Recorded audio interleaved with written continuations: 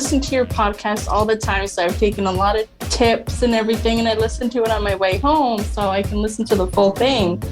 You know, a lot of your tips have helped, so I do appreciate that. I'm so glad to hear that. So that's why I figured I would call you, because this isn't something you can just go on Google and, you know. No.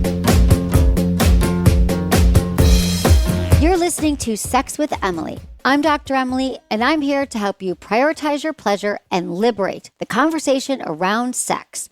On today's show, it's all about finding answers to your trickiest questions and unleashing your full pleasure potential. How do you orgasm when you don't know how? Or how do you even have sex for the first time when you've never had sex? How do you ease into an open relationship or a threesome? How do you find balance in your masturbation routine? Whether you're too dry and it's puzzling your partner or too wet and it's puzzling both of you, I help you figure out solutions to overcome your biggest sexual challenges. Please rate and review Sex with Emily wherever you listen to the show. It just helps get the show out to more people, and it only takes a few seconds. You can do it right now. You can also find me on Instagram, YouTube, TikTok, X, Facebook, all at Sex with Emily. And check out my new article, Trending 2024 Pleasure Gifts for Lovers and Friends, on sexwithemily.com. All right, everyone, enjoy this episode.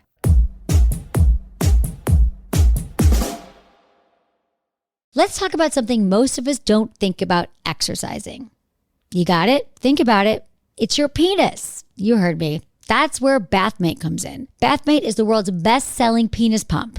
And for good reason. It's not just a pump. Think of it like a workout for your most prized possession. You use the power of water, and Bathmate creates this hydraulic vacuum that draws blood safely into the penis, improving blood flow and tissue health. Listen, having stronger erections, better stamina, some users even have size gains. This is all about blood flow, and that's where a penis pump comes in. Oh, it can also help with girth. You can just think of this as part of your self-care routine. Bathmate is the only FDA-regulated hydro pump. It's designed to be used in the privacy of your own bath or shower, just 3 minutes, even a few times a week, and you're on your way to noticeable results. Bathmate is so confident you're going to love it, they even offer a 60-day, 100% money-back guarantee. That's 2 months to experience the benefits risk-free. And right now, you can get 10% off. Just visit bathmatedirect.com/sexwithemily and use the code SWE10 at checkout. Your confidence and your partner will thank you.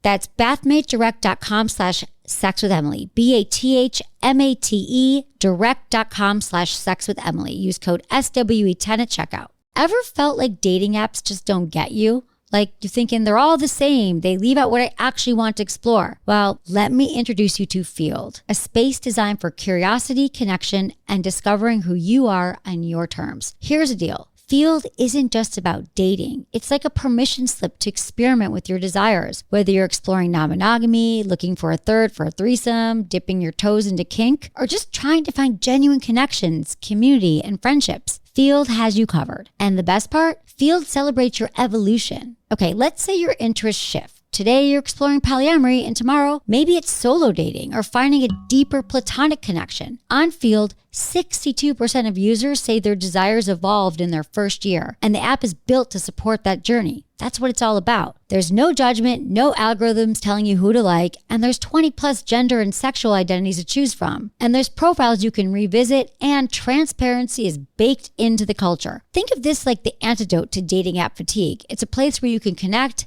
communicate, and explore without all that pressure. So if you're ready to try it out, download Field, spelled FEELD, on the App Store or Google Play, and take the first step toward discovering what connection really means to you. That's FEELD, Field.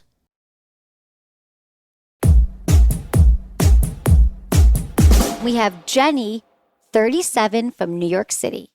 Hi, Jenny. Hi. How are you? Thanks for calling in. Are you kidding? Thank you. You're so welcome. How can I help you? Oh, I've got this little problem, or maybe it's not a problem. Maybe it's just is what it is, which is that I don't think I've ever had an orgasm. Okay. Like the same thing kind of always happens, like with a partner or with myself. It's like I get to the point where I'm like, here it is. This is it. It's happening. And then there's no final button.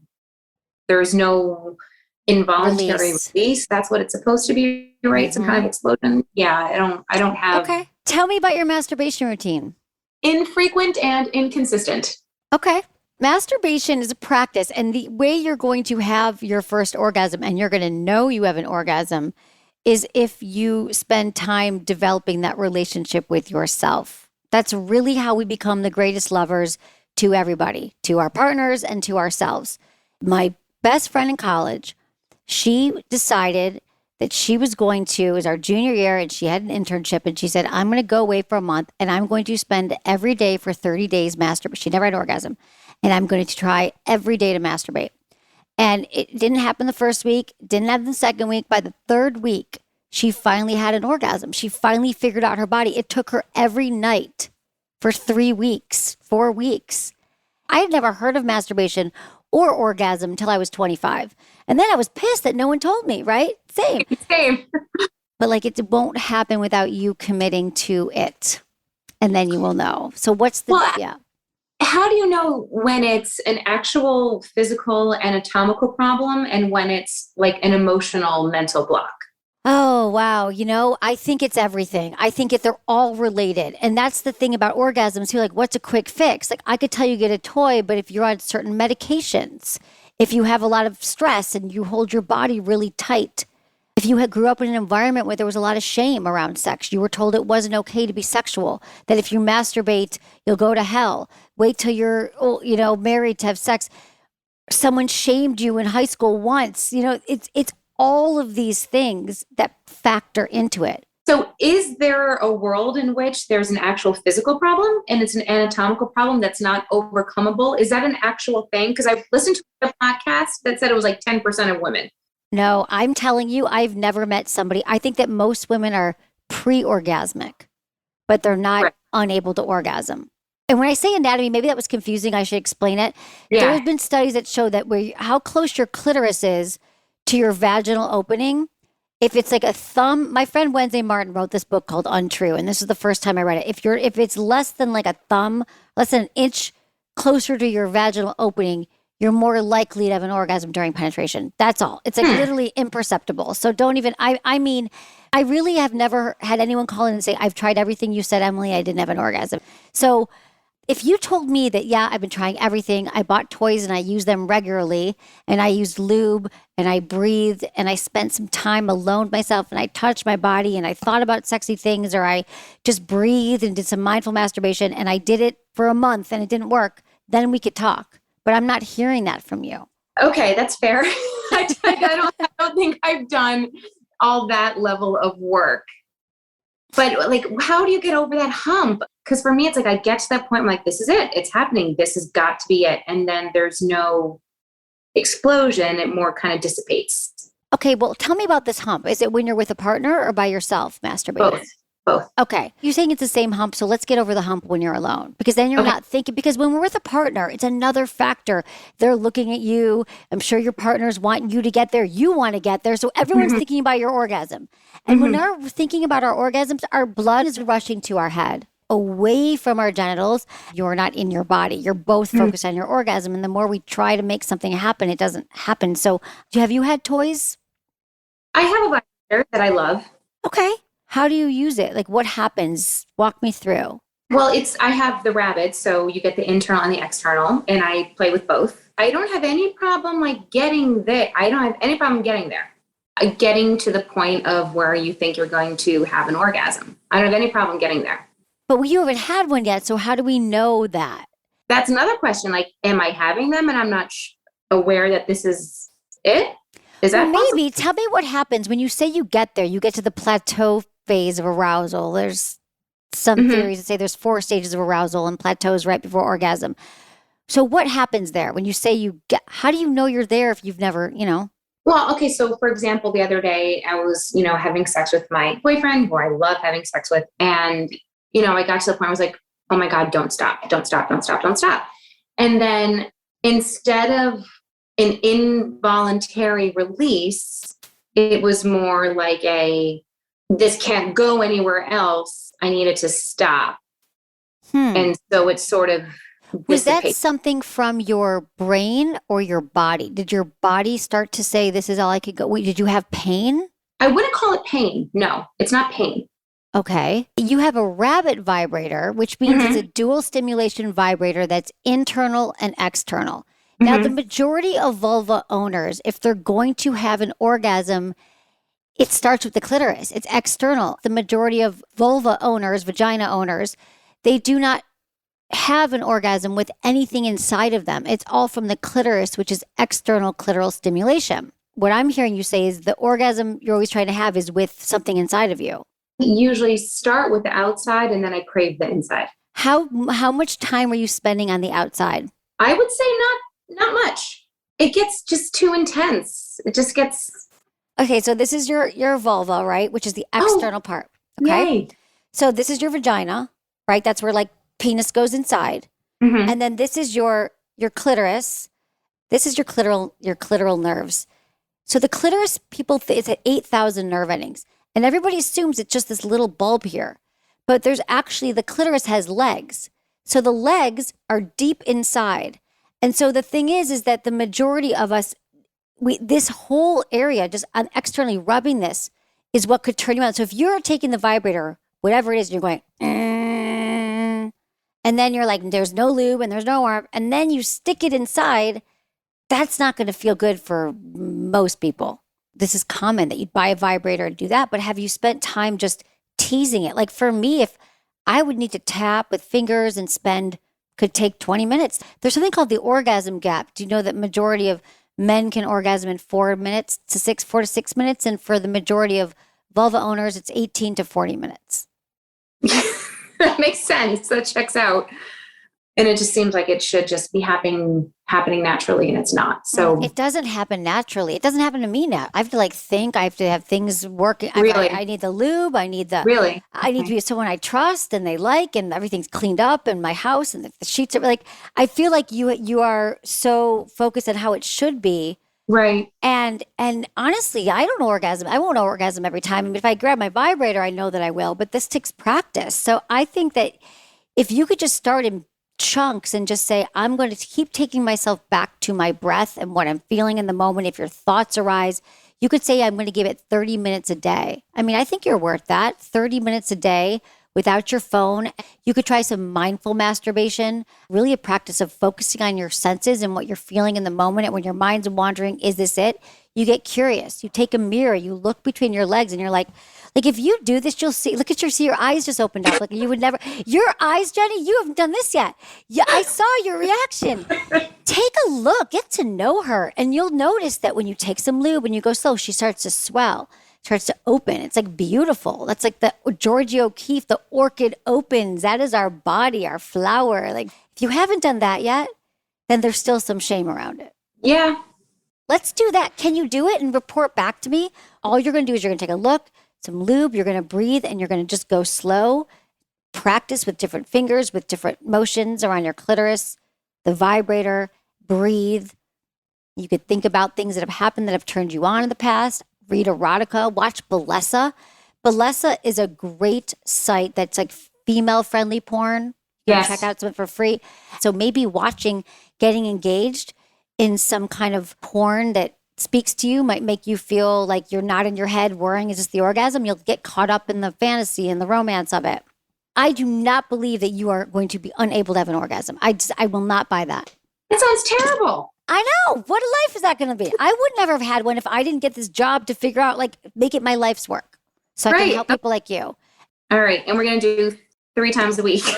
30 minutes. That's my homework? Okay. 30 minutes, 3 times a week. And I want you to report back to me. I'm invested. We're all invested. You got this, Jenny. There is nothing wrong with you. Okay. Call back. Thank you. We're going to follow up.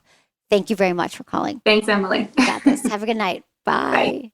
I wish I could sit in a room with all of y'all and just say like, okay, let's get out our mirrors. Let's take a look. Here's what's actually happening. You look at this. Jenny's face was like, oh, her eyes bugged out that I have to look at my vulva. Why would our bodies give us pleasure if we have a lot of shame around our bodies? You haven't done everything. If you haven't spent time alone understanding your body, our bodies don't just snap into reaction because we want them to. If we literally have shame and we do not want to look at what's between our legs, how would we be able to truly let go and have an orgasm? An orgasm is all about release, and it's all about trust in someone else, and it's all about accepting what's going to happen. And if we're still holding on to beliefs so that it's not possible and we're in our heads, it's not going to happen. So everybody, take out a mirror, get some lube, and commit. I think that you all deserve a little bit of self-love at least 3 days a week. Let me know how it goes, okay? We'll be right back after a quick break, but first, I gotta tell you about Via. Okay, it's cuffing season, and Via is here to spice things up. You know, I'm obsessed with the High Love Gummy. I've been talking to you about it for a long time. It is just a next level blend of hemp-derived pleasure-enhancing cannabinoids, libido-boosting herbs, and it's just a touch of THC. These gummies truly awaken all of the senses. What does that mean? Well, it means you're less in your head and more in your body. That helps decrease anxiety so you can actually feel your sensations. They also increase blood flow, so your body is just really ready for intimacy. And it just makes every intimate moment that much better. And then they have a new High Love bundle, which pairs these incredible gummies with a THCA vape, giving you everything you need to elevate your experience this holiday season. Via also has a full range of premium hemp products. They cater to all the moods you want to experience. You want to go to sleep, you want to be more creative, you want more sex, and they have soothing topicals and calming drops. And just know that they're all made from the highest quality ingredients from trusted American farms. And the best part, they ship discreetly to almost every state. No medical card needed. So if you're 21 and older, treat yourself to a little holiday magic. Head to viahemp.com. That's VIIAHEMP.com. Use code Emily for 15% off. That's viahemp.com. Use code Emily or just click the link in the show notes. Trust me, this is a gift that will keep on giving all season long.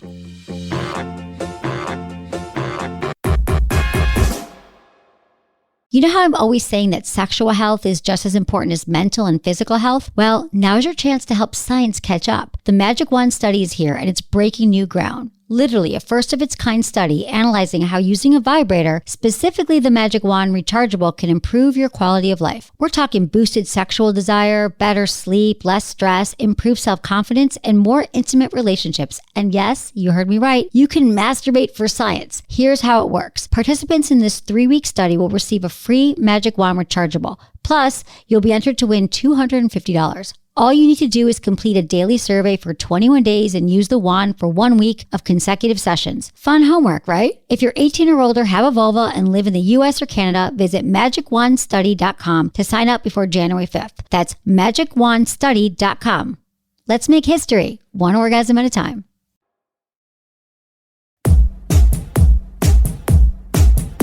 Okay, we have Chuck, and he's 40 from Houston.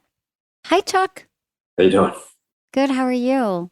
I'm good. Thanks for calling in. How can I help you? It's embarrassing almost or shameful for me to ask, but I'm going to be 40 in like 3 weeks. I've never been in a relationship with a woman of any sort.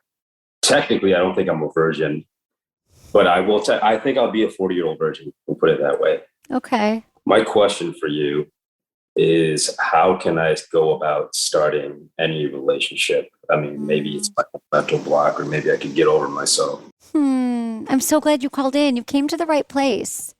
Oh, so what are your thoughts around it? So what was your upbringing like around sex? I don't know. I guess I felt shame about myself, or was never comfortable with myself as a kid. Maybe that was it. Obviously, I looked at a lot of porn. Right. What do you think it is? Why do you think you haven't been in a relationship or had sex? At first, the relationship thing, I never felt, I probably just felt I was never good enough, I guess. This may have to do with upbringing. I have no idea. A sex therapist could help. Yeah. My first sexual experience at 23 or something, my cousins took me to some massage parlor and it went horrible. I don't think that helped at all. No. What happened at that massage parlor when you were 23? I was already drunk, and I guess I just couldn't perform, So that was always in the back of my mind. I looked up the way I pleasured myself, the way I masturbated as a kid in a prone position. I think that kind of messed me up in terms of... How did you masturbate as a kid? Kind of rub up against a pillow. I was doing that for years. Yeah, that's common, just so you know. Okay, all right, yeah. So I never used my hand until I relearned how to. Okay. But yeah, I can't quite picture it. I think it's just a self-fulfilling prophecy. I've gone back and back. Like, I've had opportunities to be in relationships, I guess, with very high mate value women, but I'm the only one holding myself back. I don't know if this is just in the back of my mind, this question of sex or almost being afraid of sex. Yeah.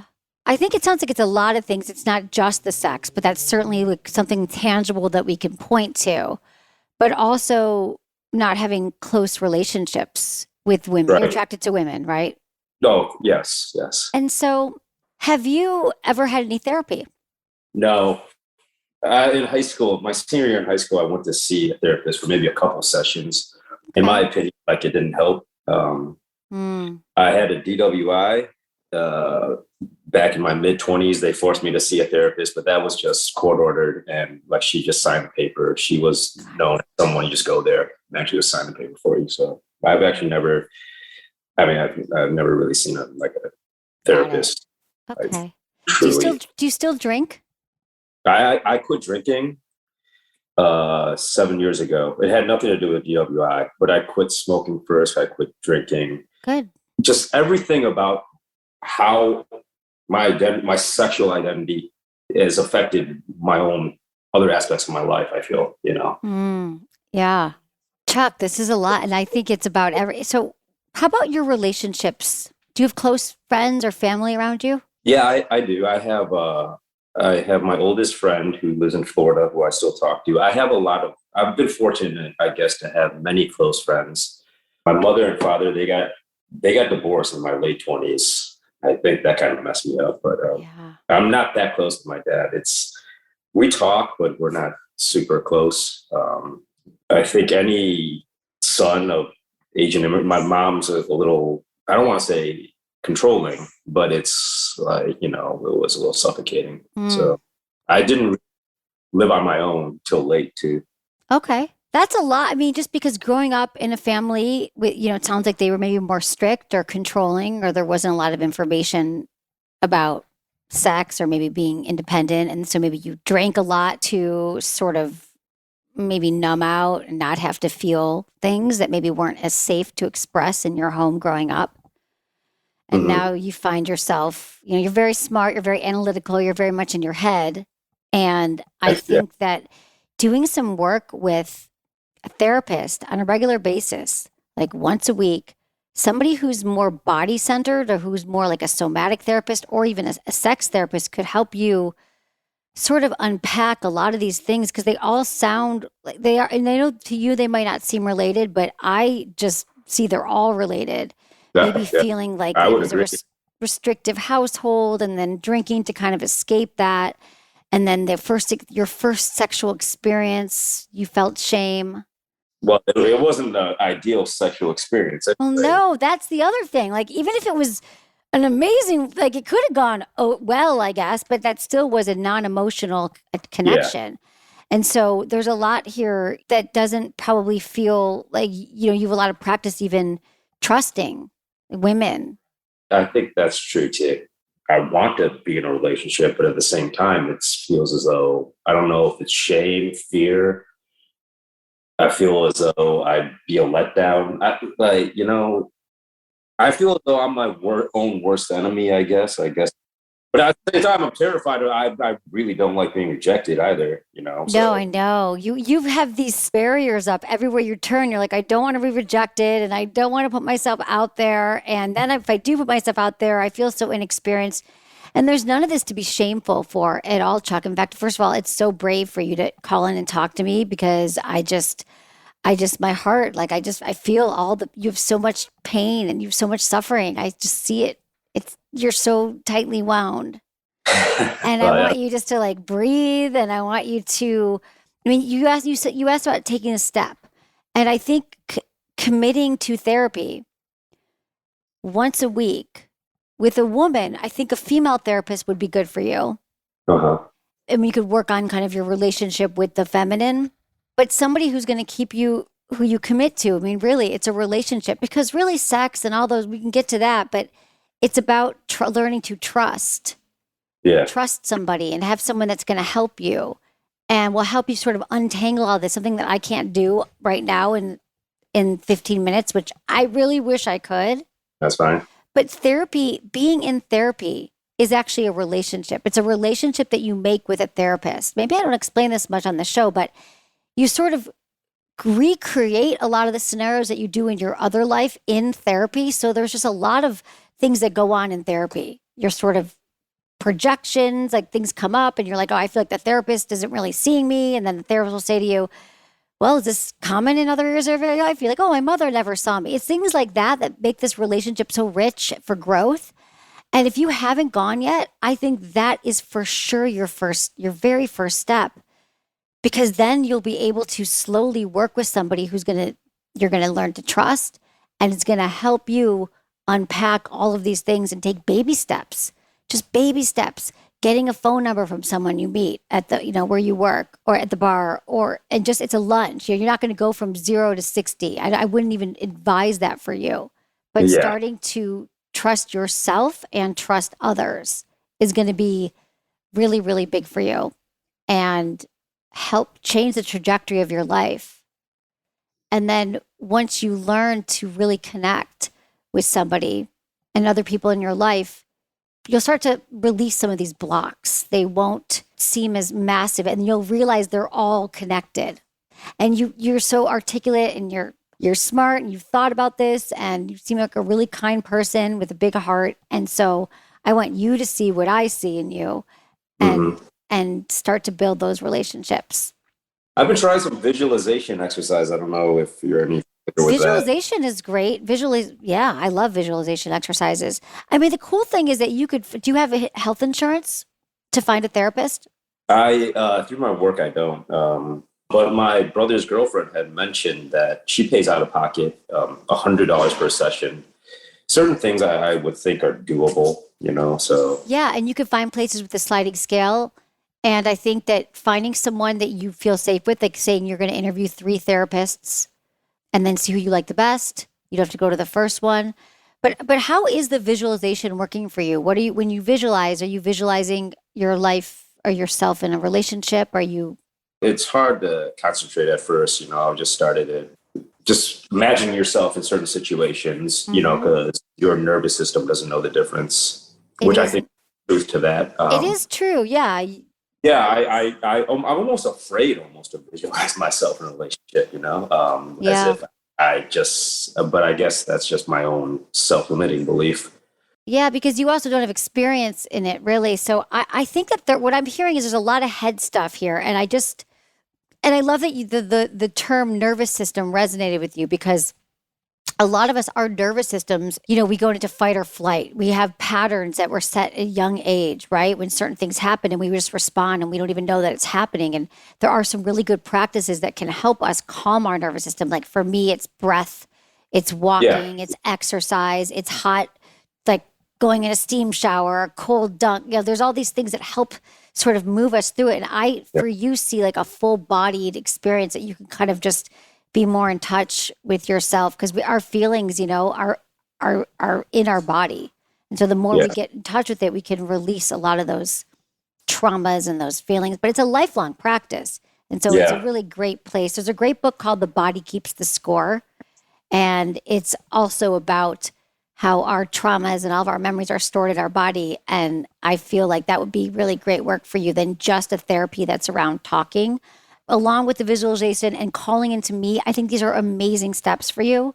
And I want to stay in touch. And I want you to make sure that you find it. I want you to do this. I don't know if I'm the first person that's told you this, but I know this is going to help you. So I would love to still be available. If you want to email us, we can help you get on that track, because I think you're going to really start to feel some relief. I hope. Yeah. You got to stick with it, though. Okay? Yeah. I appreciate it. Thank you, Chuck, for calling. I really appreciate it. Hang in there. We got you. Thanks. Yeah. Okay. Thanks, Chuck. Bye. Bye. What I think is really interesting here is that, he came in asking about, sex and how do I have sex? But I think when we start to unpack things, even I will tell you, it's not always about the sex. He's looking, I think a lot of it comes down to relationships and connection and trust and honesty. And I think some of us take it for granted, though. We should just know how to be a good friend or how to have a healthy relationships. But that's a learned skill. And if we didn't grow up in an environment that supported that, we didn't have a parent or friends or consistent role models in our life, we're not just going to all of a sudden figure it out, right? And we all have these coping mechanisms that we learned in childhood. And nobody had a perfect childhood. Even if you call me and tell me that it was perfect, I wouldn't believe you. It's not good or bad. It's just that we all have lessons. We all have childhoods that set us up for our life lessons. Like the blueprint for everything we need to learn in our lives is simply laid out in our childhood. Not to bash your parents or your sisters or your neighbors. That's what we have to learn from because we are conditioned like robots. If you think about it, you can't get out of your home. You see your parents every day, you see your siblings, and those are the patterns that you go through until maybe you leave home at 18.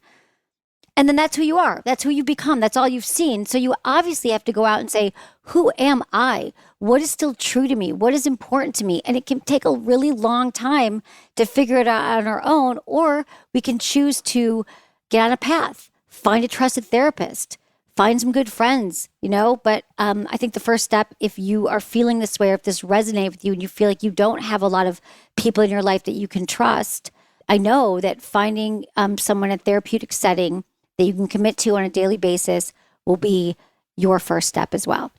This is from Sabrina, 26 in Chicago. Hey, Dr. Emily, after listening to your show for a while, I've been inspired to deepen my personal masturbation practice. I've always had a high and healthy sex drive, and my partner and I love mutual masturbation and incorporating self-pleasure into sex. Unfortunately, I have an issue with my solo practice where I just can't seem to stop. I can easily have multiple orgasms and they feel great. I don't want to stop, but it does take up too much time. I can have so many orgasms in a row, and when we're mutually masturbating, his orgasm is always the stopping cue. Even though I could keep going, I am satisfied. Since my solo practice seems to have no stopping cue, how can I develop a more regular masturbation practice? I feel like this is a good problem, but I would love to masturbate more regularly and not just on the days where I can devote hours to it. Any advice is appreciated. I love your show and everything you do to take the shame out of sex. Thank you. All right, Sabrina, thanks so much for your email. You said it. Probably what everyone's thinking as well. That's a good problem to have. But just like everything that feels good, we sometimes take it to extremes, right? So it's all about moderation and balance and thinking about your intention. Why is it that you want to masturbate? It releases all those feel-good hormones, and it's a great way to connect to your body. If you're looking to set up a healthy routine with masturbation, why not actually put it on your calendar and say, I'm going to do it 3 days a week, and I'm going to give myself a half hour. And then you do it right before you have somewhere else to be. Maybe you're meeting a friend for lunch, or you have an important meeting that you don't want to miss. So this way you have a built-in stopping point where you have to go about your day.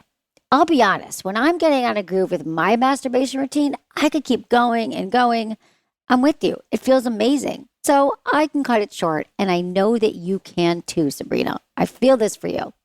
Thanks for your question. Let's talk to Paulina, 34 in Arkansas. How you doing, Paulina? I'm good. How are you, Dr. Emily? Good. Thanks so much for calling. How can I help you? When my boyfriend and I are intimate, I get very wet. And a lot of the time when that happens, it's hard for me to feel him when he's inside me, and it's very frustrating. He doesn't mind, but I do. It bothers me. Mm. And I don't know if this is a normal thing. I'm also on birth control, so. I mean, it could be a lot of things. It could be medication. It could just be that you're really aroused.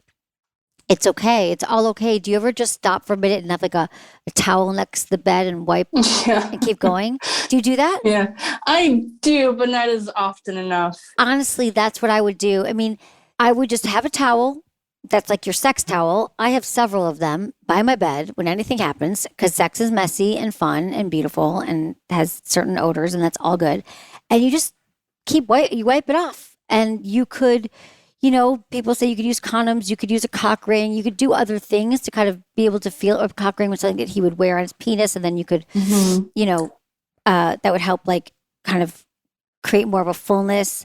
But I think it's just, it could be your age, it could be the birth control pill, but I would just say, like, I'm just going to wipe this off with a towel. Let me do this again. I mean, it's just sometimes there's not wet enough or too wet. And I get why that might feel weird, but it's your boyfriend. How long have you been with him?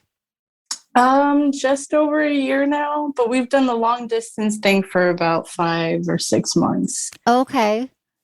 Yeah. Has this always been the case? Have you always found yourself getting very wet? No, not until the past few months. Okay. And when did you start the birth control pill?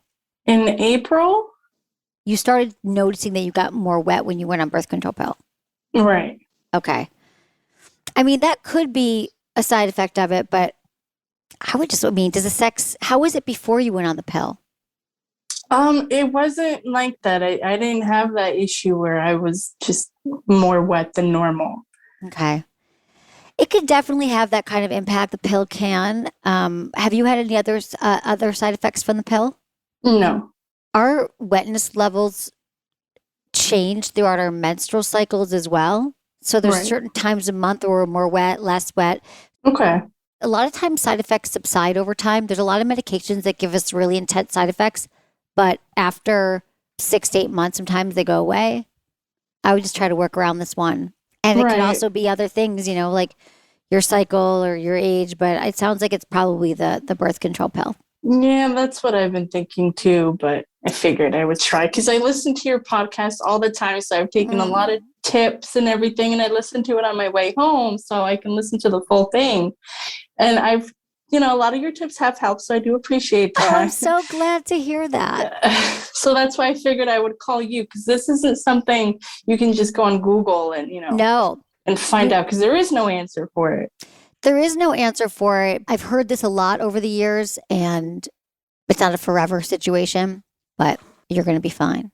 Your partner seems like he's okay with it. It's just you. Yeah. Mm-hmm. Yeah. And maybe you need some other kind of stimulation from him too, oral sex or using a toy. Well, thank you for calling. Yeah. Thank you, Dr. Of course. Thank you so much for calling in. I appreciate you. Thank you. Thanks. Bye-bye. I just want to say that the birth control pill has a lot of side effects that people aren't always aware of. You get it prescribed and you think, oh, my doctor gave it to me, it's good to go, but that isn't always the case. I know some of you might be listening and saying, I wish I had that problem getting too wet. Not wet enough. Well, it's always something. The grass is always wetter on the other side.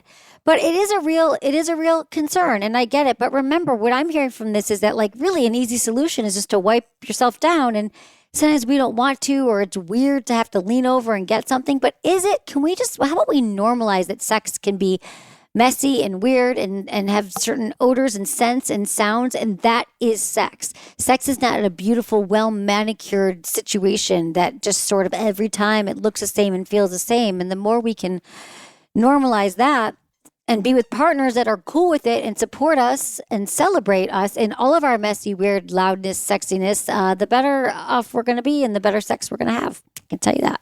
Find those partners. Okay, this is from Michael, 35 in California. How can my wife and I ease our way into an open relationship? And any tips on fulfilling a threesome fantasy? All right, listen. Michael, I love this question. It's a really common one.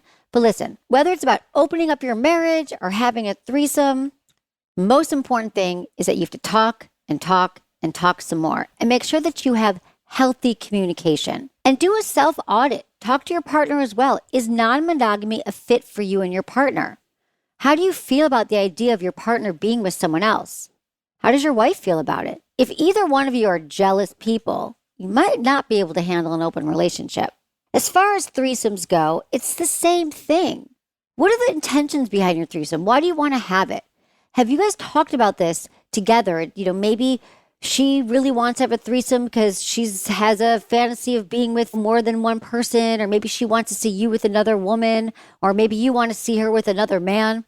So couples get to decide what it looks like for them. But the most important thing is that you need to have boundaries and rules in place for engaging in a threesome or an open relationship. Couples I know who have success with this have very clear boundaries about what's off the table, what's on the table. Do you have rules around if it's someone you know? Is there kissing involved? Are there certain sex acts that are off the table? It really helps to dirty talk this fantasy beforehand. Have a session one night where you start dirty talking about what would be going on in the fantasy and who would be there and who would be being pleased and what acts would be going on. And that way you can start to take notice, like, how did this feel? Was it really a turn on to me? And then afterwards, you can talk about it together and say, how did that feel? Is this something we want to pursue? And it's baby steps. You do not want to rush into any kind of alternative arrangement.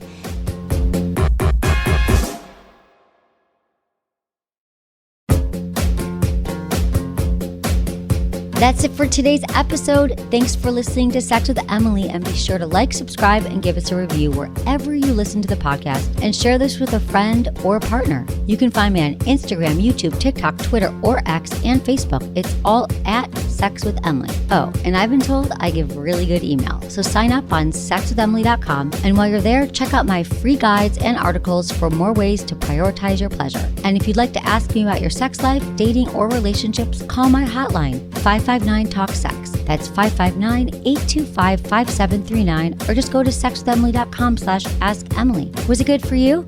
Email me, feedback@sexwithemily.com.